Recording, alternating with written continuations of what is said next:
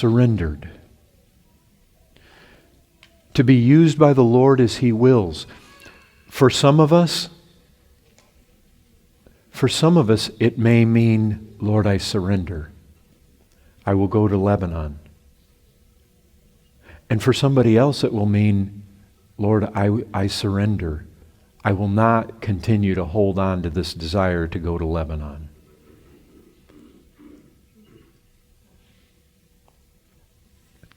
Lord, I put my child on the altar. I surrender.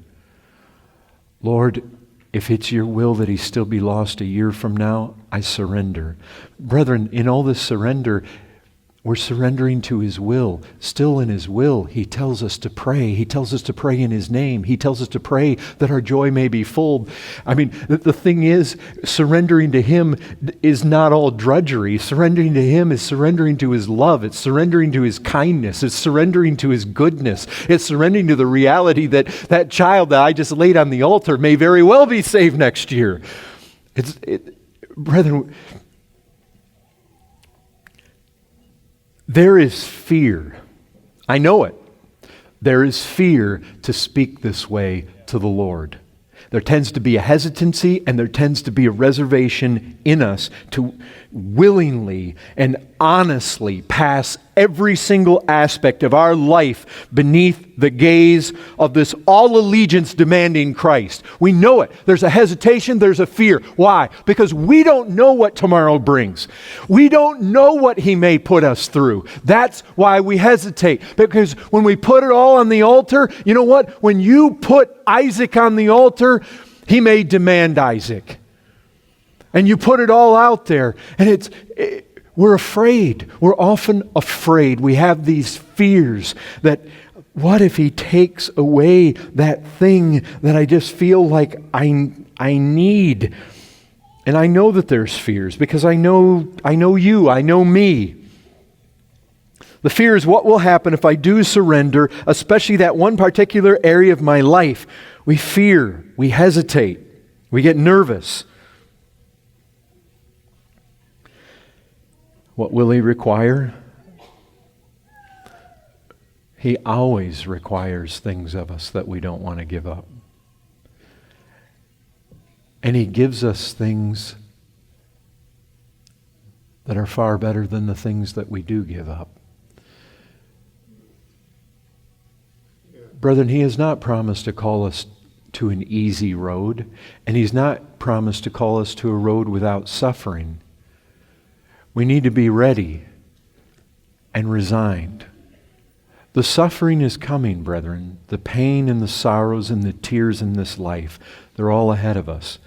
But there's glory beyond that, and there's lots of glory in this life as well. And being surrendered to Him. He could bring revival tomorrow. He could bring cancer tomorrow.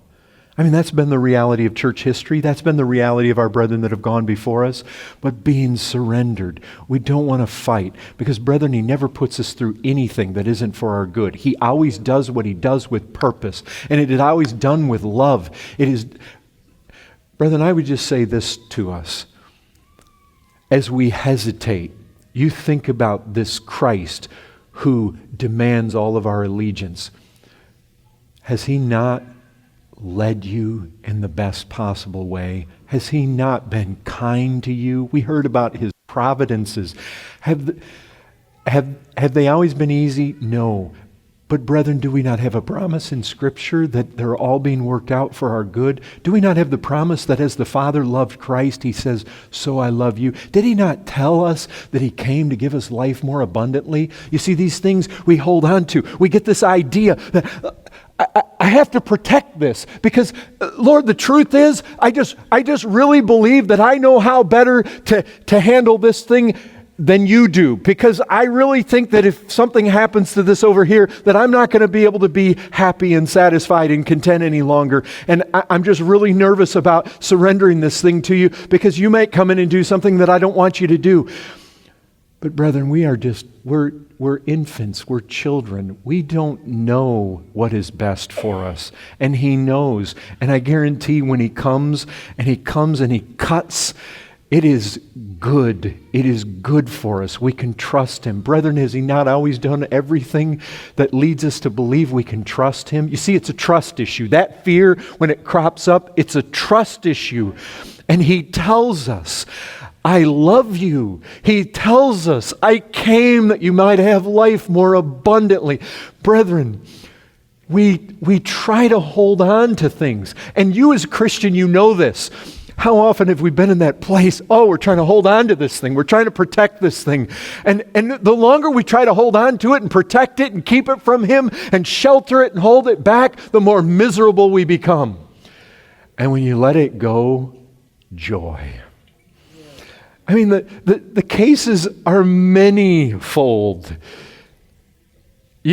Don Johnson and his arrowheads, many of you have heard that story. Corrie ten Boom and the Nazis. You can read the chapter there. Hudson Taylor, those of you that got that, just concerning the mission. Men and women throughout history, they come to these points of resignation, and what happens? Is it misery? No, it's joy. There is so much joy and surrender.